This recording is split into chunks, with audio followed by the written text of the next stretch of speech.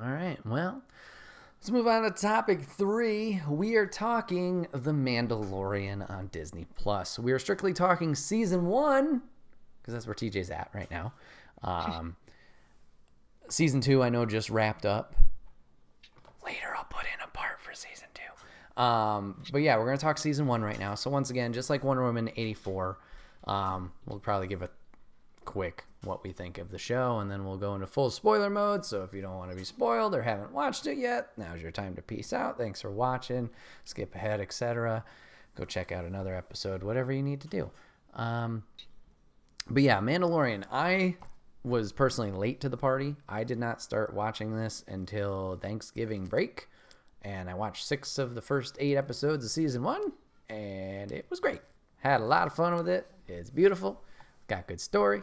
Interesting characters.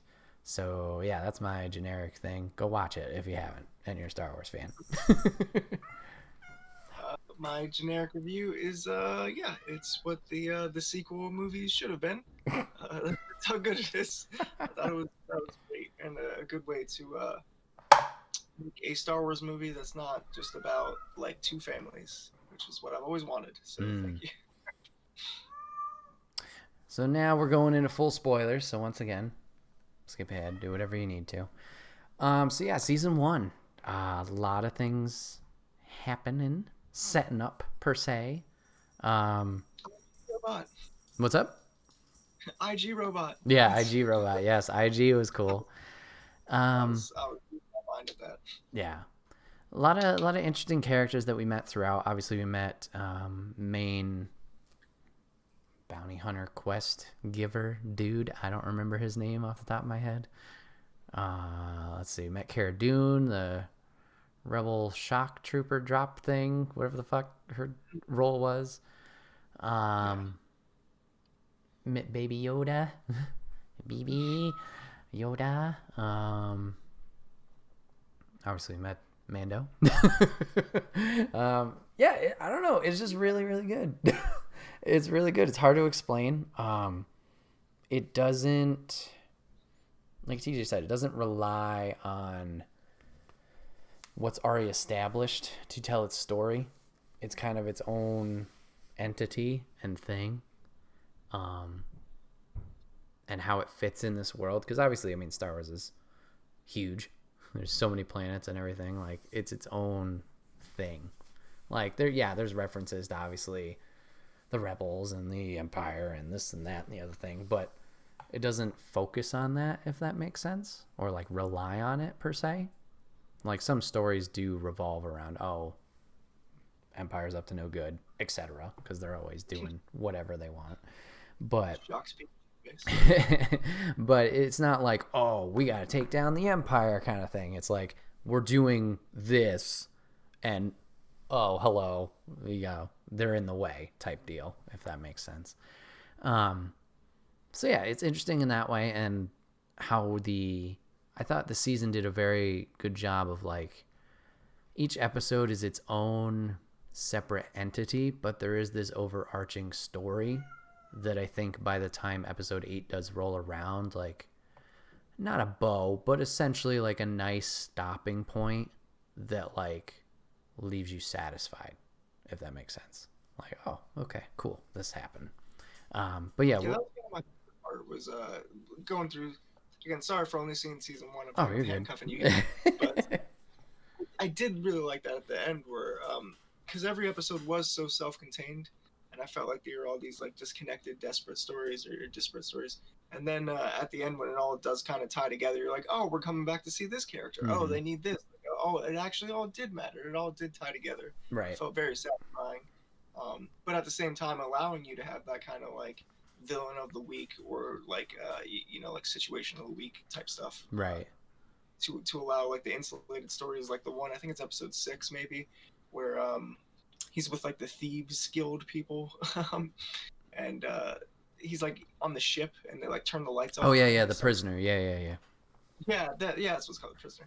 And it turns into like a horror show for a second. Yeah, like, this is awesome. Yeah, that was a really good one. And the different thieves that were there were all interesting characters that like, not you cared about, but were interested enough that it's not like, this is just side character B, C, etc. Like, oh, okay, there's some history here, and they fleshed out their characters pretty well. Yeah, one of them was Bill Burr, so that was. I saw some memes too. Does he come back in season 2? Which one was? I don't recognize the actor's name.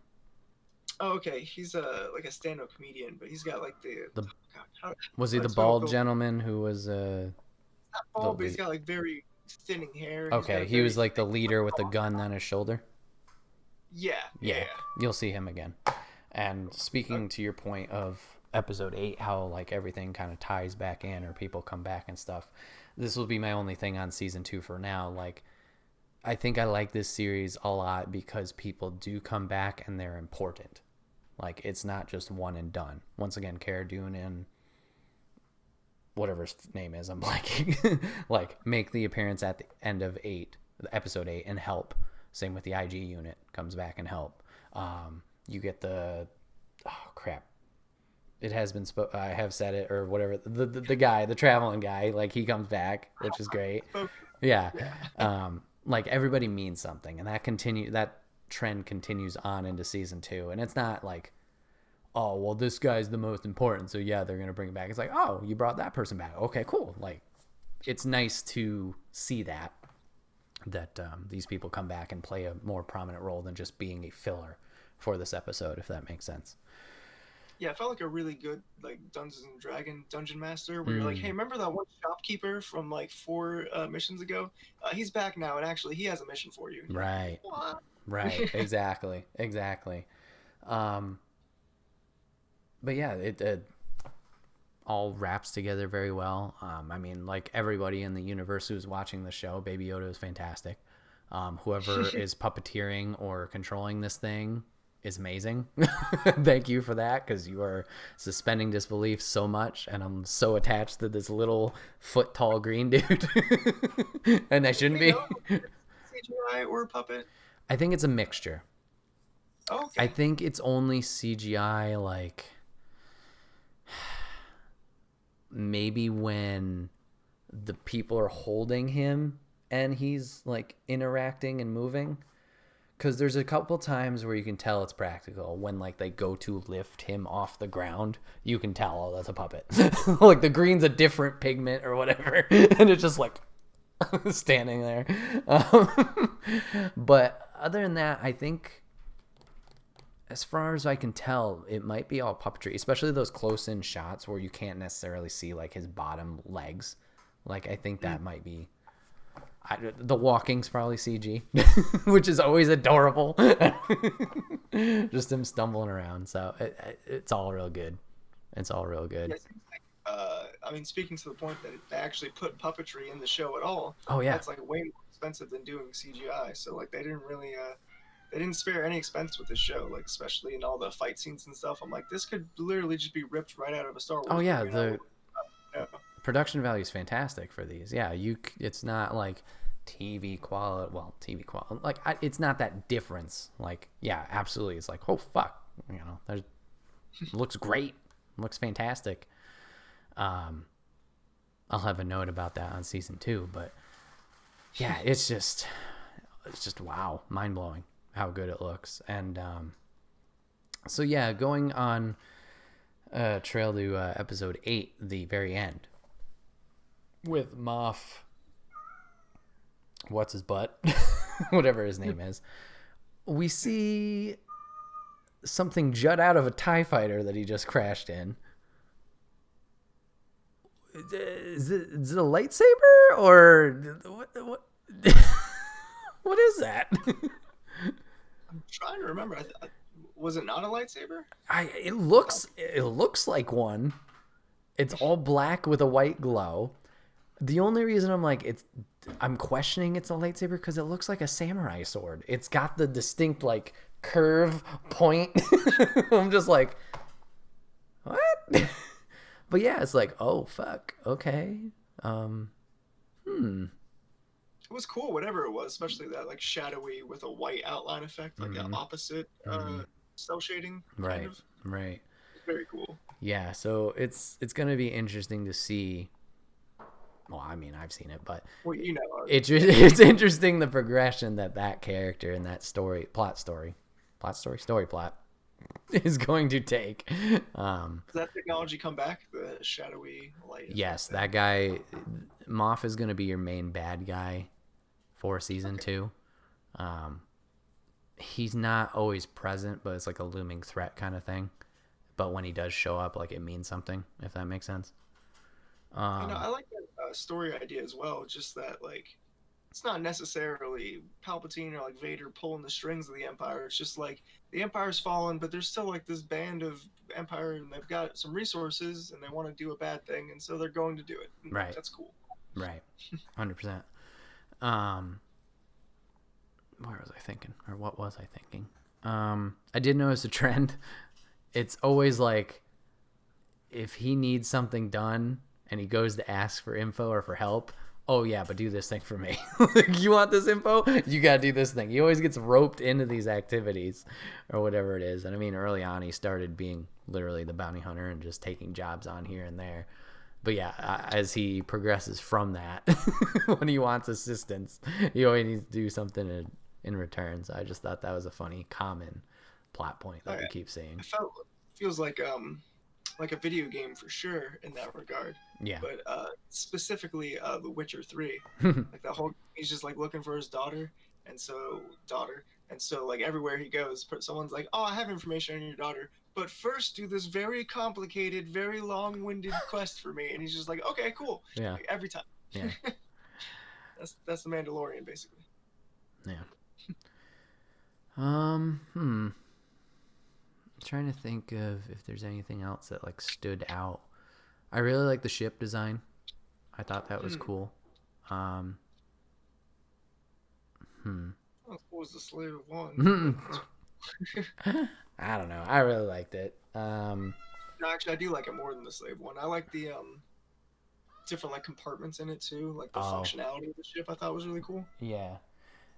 And then going back to Baby Yoda, we got the comedy aspect bits with him, whether it's, you know, him passing out after using the Force, or the little lever knob, or there was the meme going around for a while when it first aired, but him changing the pushing buttons on the ship, and people would put it as the radio station where he was changing the channel.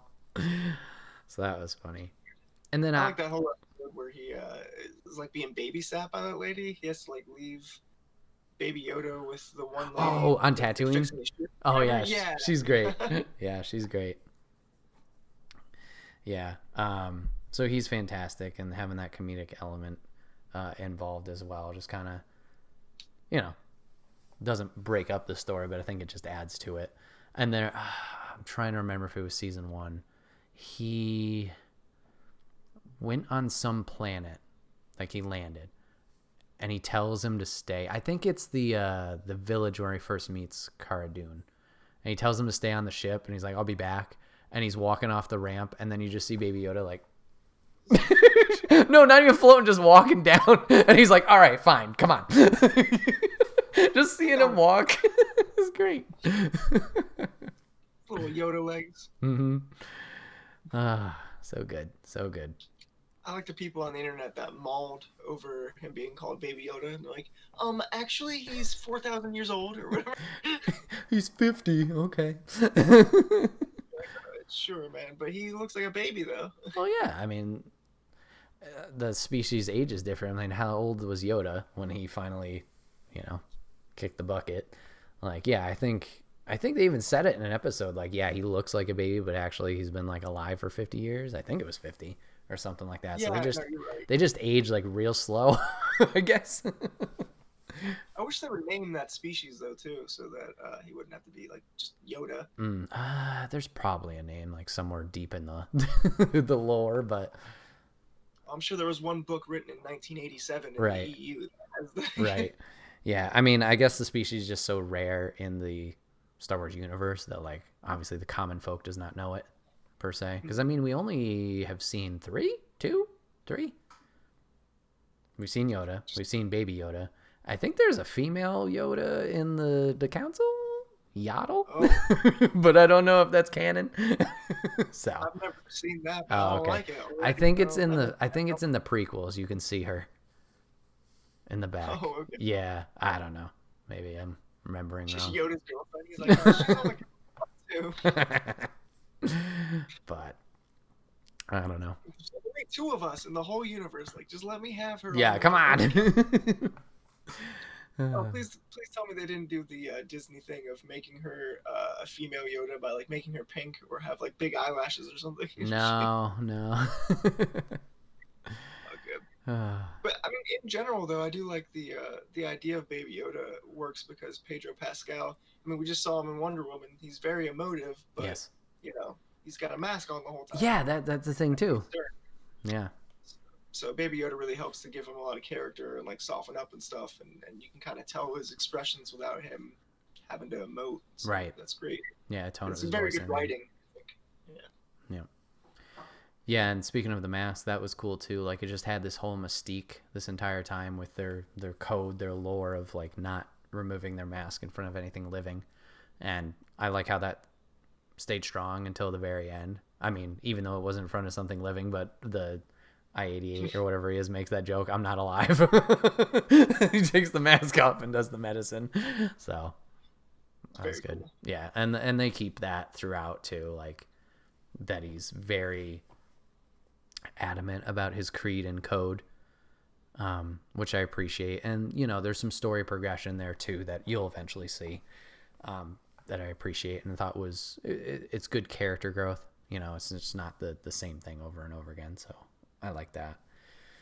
Yeah. Yeah. A lot of character in that helmet. Just as an aside, as a medieval nerd as well, I like the fact that that helmet is like it's very reminiscent of like 14th century Czech area helmet. So I'm like that looks almost exact. I mean, take like the black bars out of it. Mm-hmm. I'm like that's a 14th century Czech helmet. Like it's awesome that they actually cared to put that in. But I guess the credit of that goes to George Lucas, like in the 70s or whenever Right. Empire Strikes Back came out. But still, it looks fantastic, and they carried along to like that whole aspect carries through his character where like, oh, he's got to get the metal to smelt onto his armor. Yeah. And like all the codes and stuff that he goes through. It's very like Arthurian Knights. It's very cool. Yeah. Yeah. And then it was also cool just seeing the different variations of the Mandalorians like down in that sewer area. Like obviously they're all different shapes and sizes and they got different weaponry and whatnot, and you see that in that big battle. I think it was 2, 3, I don't know, but early on in that series, that was cool to see, and I'm hoping they'll explore that a little bit more because I know it's a dying race, or they keep saying it, but hopefully there's more like spread out and sporadically throughout the series. There's some you'll meet in season 2 that are very interesting and kind of bring up a new perspective, I guess you could say. So it was cool seeing them, and shout out to WWE superstar wrestler Sasha Banks for being one of them and doing a great job. So oh well, even if he did take off his Mandalorian helmet, I wouldn't have known. So that's cool though. That's pretty cool. Yeah. Trying to think what else big happened in season 1. I don't think. Okay, we saw the New Republic, like them trying to establish themselves in the prisoner episode you talked about. They show up quick. Yeah. So it's kind of like being, like I said, it just circles back to that separate story. Like bigger things are in play that are happening in between the timeline of when this takes place, but it's nice to be this separate entity going on and just like, oh, that thing is happening, you know, but not focusing on it. Yeah, exactly. It was cool to see like the New Republic, but like that folded into the storyline instead of just us having to be like told in an opening crawl text. Like, oh, Yeah. Republic. Right. Yeah. Yeah, I think. Yeah, by the time episode 7 rolls around, you're just like, okay, so hold on. There's another Republic, and then also there's another bad guys too. Right. And then also, like, it's a lot to catch up with. Yeah. So. Yeah, and I think the last note for me is just that theme. That theme that he has is great too. The little whistle, like almost cowboy-esque, like Wild Wild West type stuff. Mm. Real good. Yeah, I think John Favreau said in general when he came up with the idea, he was trying to model it after like old Western shows from like the '60s Hmm. and '70s, where like it was just a very insular, like each episode is its own like adventure type thing. Okay. Which I do think he captured. So that makes sense that the theme is like Western. I didn't even pick up on that. Yeah, I just with that whistle like tone early on, and then thinking more about it, like almost like that dun dun dun dun. Like you could kind of get like a spur step if you like a walking beat to it, kind of thing. Man, that's good. Now I'm kind of just to tie everything back together with the bow though as well. I kind of want to see the Mandalorian with the Wonder Woman theme. Somebody added that together.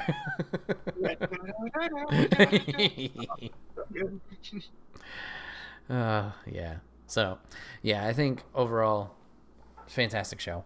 Looking forward to seeing where it continues to. Looking forward to hearing your thoughts on season 2, TJ. And then speaking of season 2, podcast listeners, right now we're going to transfer into me talking about season 2. So I hope you guys enjoy that. Hi, guys. Welcome to talking about The Mandalorian season 2 solo. So, hi guys, how are you? Shut up, peanut gallery. So yes, we're talking Mandalorian season 2. Unfortunately, DJ didn't get to watch it prior to the podcast, but I finished it literally last night.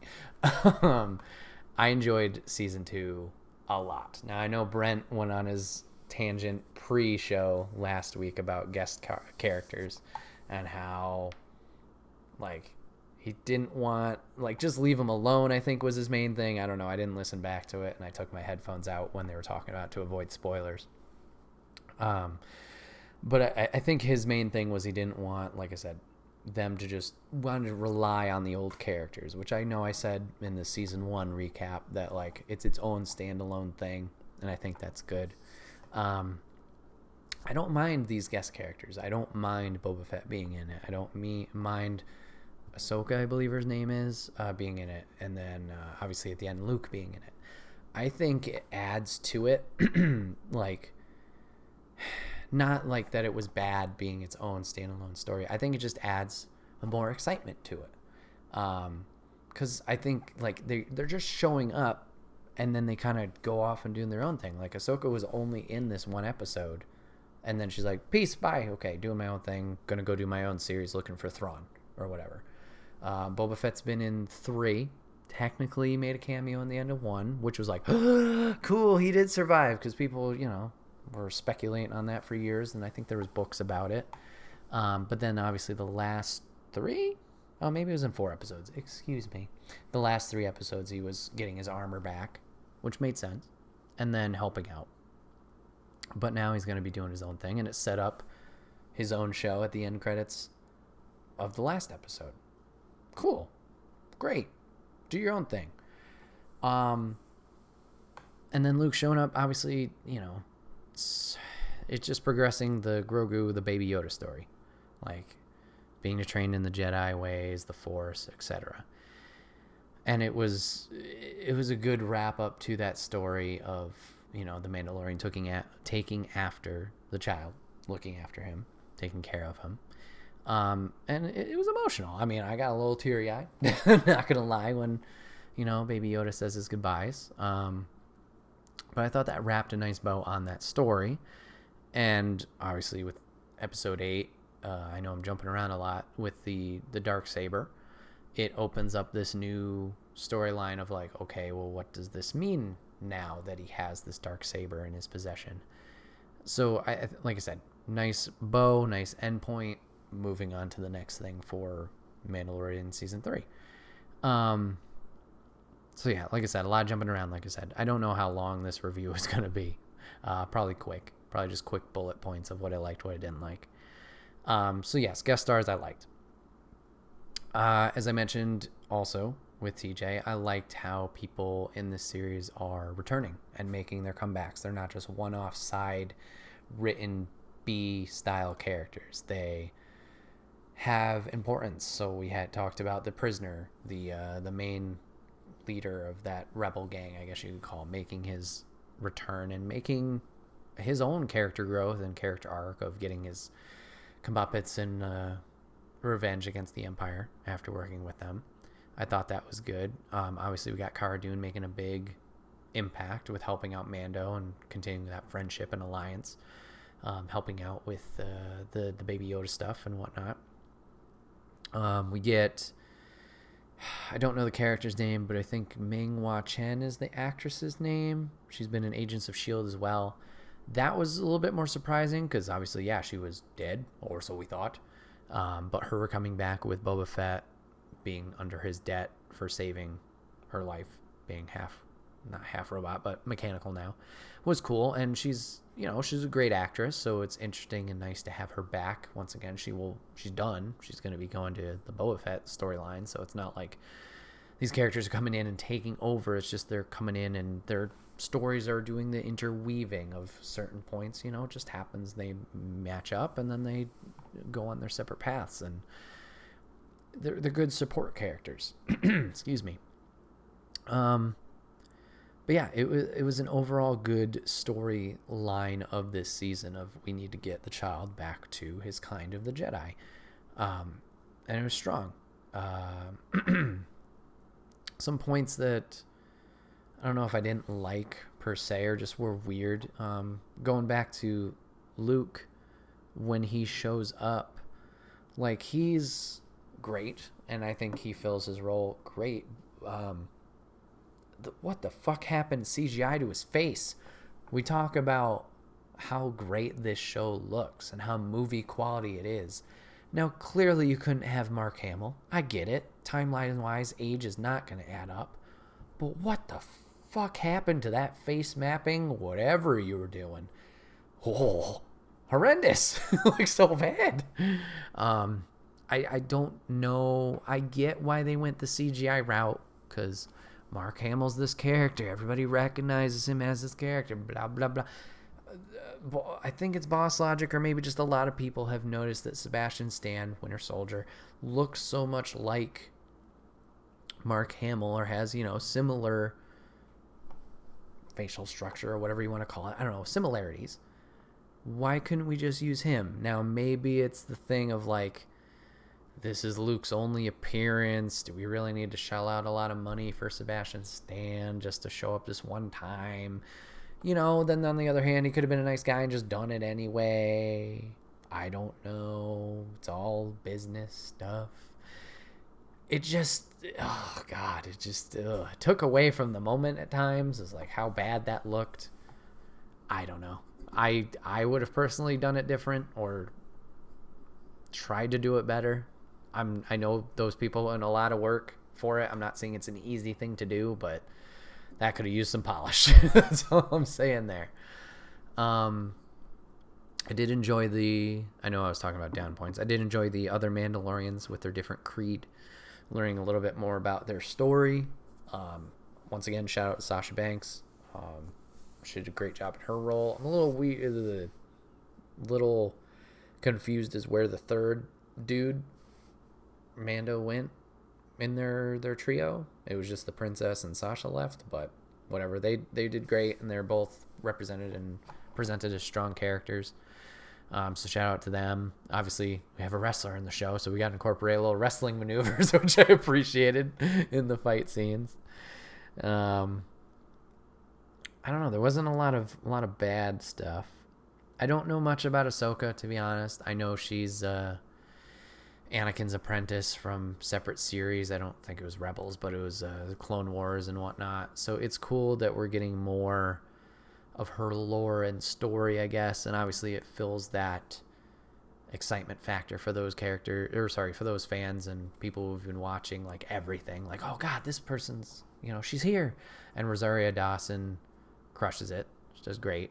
I think they're doing her own series. I think they've already confirmed that. And Thrawn's another character I don't know much about. I've just seen him and know about him from the books here and there.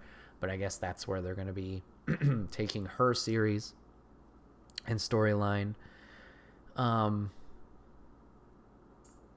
yeah, it was cool seeing her. I didn't realize she had like white lightsabers. I thought they were blue, at least from the imagery that I had seen. But that was cool. It was neat to see, and I like how she's very powerful and stealthy with her episode and her approach with that encampment, I guess you could say, or base, or whatever you want to call it.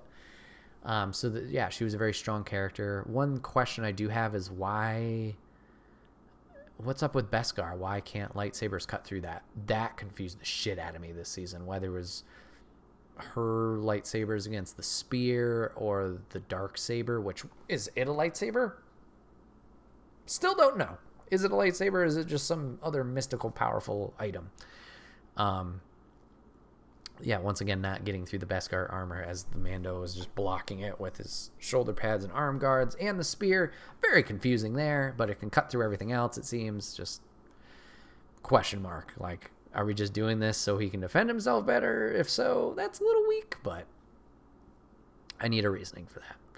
Or would appreciate a reasoning for that. And then back on the darksaber, like, is it a lightsaber?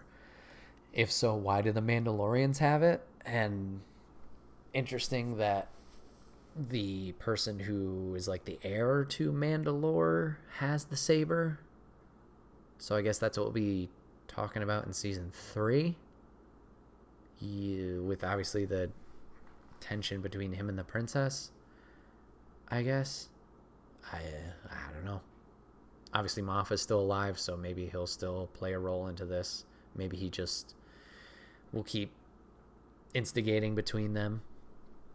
Like, I mean, Mando's just wanted to give it up, but it's all about the story and how you want it, I guess. Which I get it. It's a honor thing. But yeah, I guess that'll be a big component into season 3, whenever that does come out.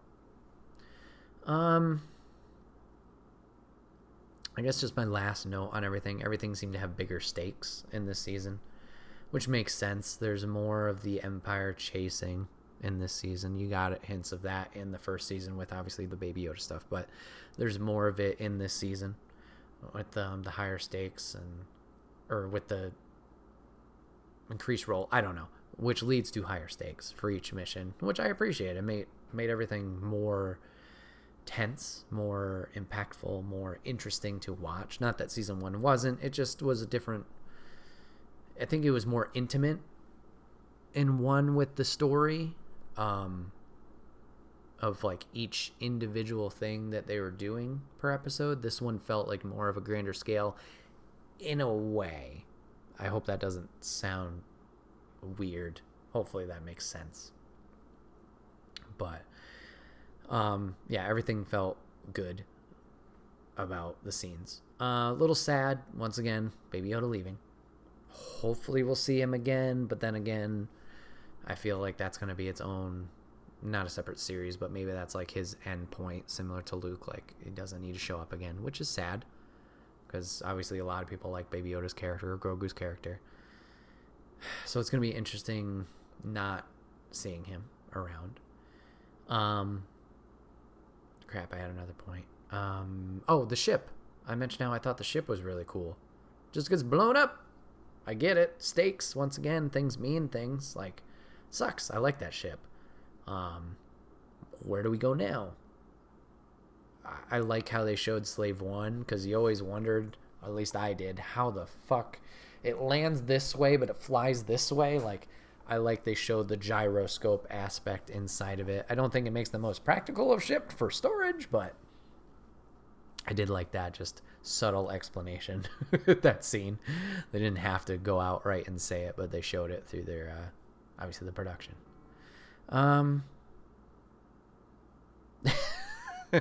I don't know, Peanut Gallery. What is the point of the show if Baby Yoda isn't it? Maybe Baby Yoda will get his own series. Baby Yoda and his friendly adventures. I don't know.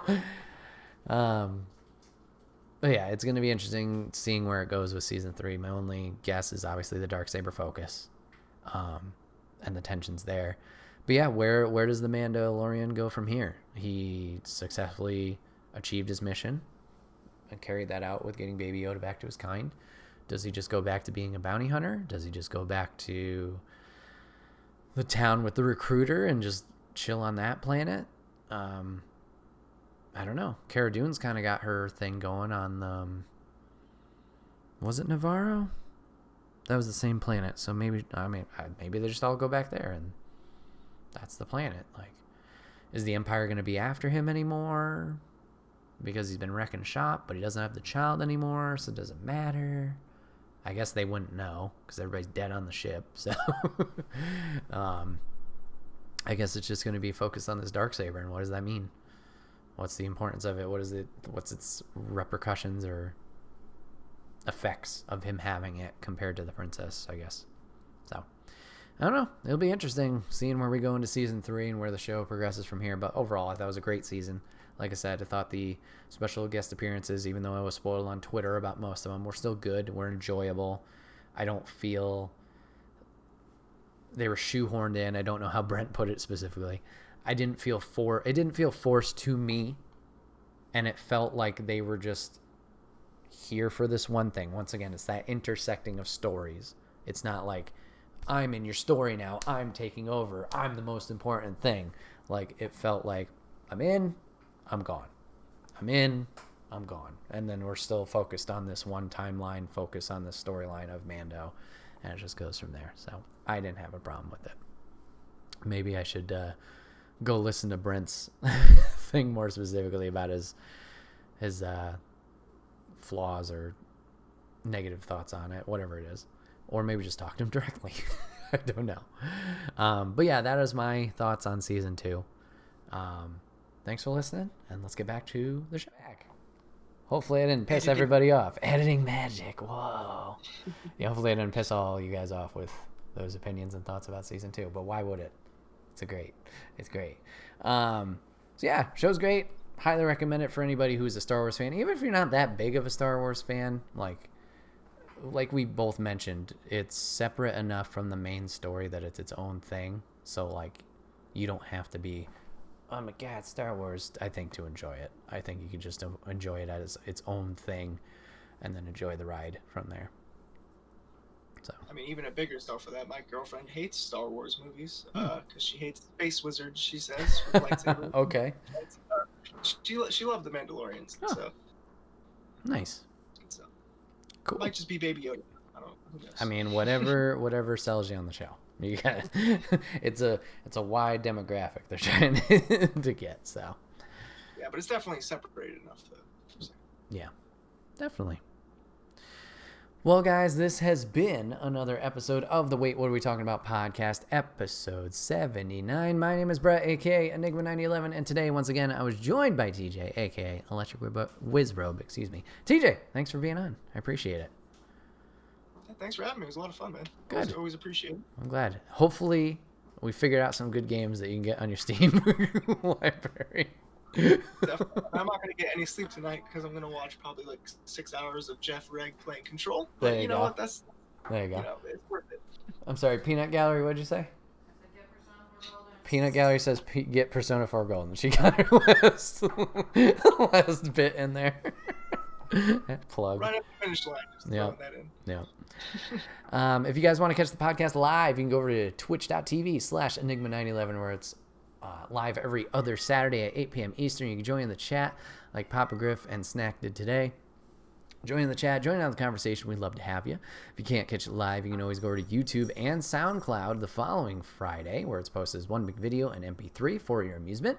And then last but not least, remember, #ad. You can get all of your merch and swag over on the merch store. Get your t-shirts, cups, backpacks, and more. Rep the brand. Support us. It would be greatly appreciated. I know I said it was last thing, but I got one more thing. Follow us on social media, guys. All right? You can do it everywhere. YouTube, SoundCloud, Facebook, Twitter, Discord, Instagram. 99.9% it is Enigma9011. Just go over there and follow. If you want your stream updates, you want your podcast updates, you want content, just go over there. Drop a follow, drop a sub, whatever it is. Remember, it's free. Especially if you have Amazon Prime. You have Prime Gaming. That's one free Twitch subscription. You can get all the cool emotes over there. You can get the Ted. You can get the Woo. You can get the Loot emote, which is new.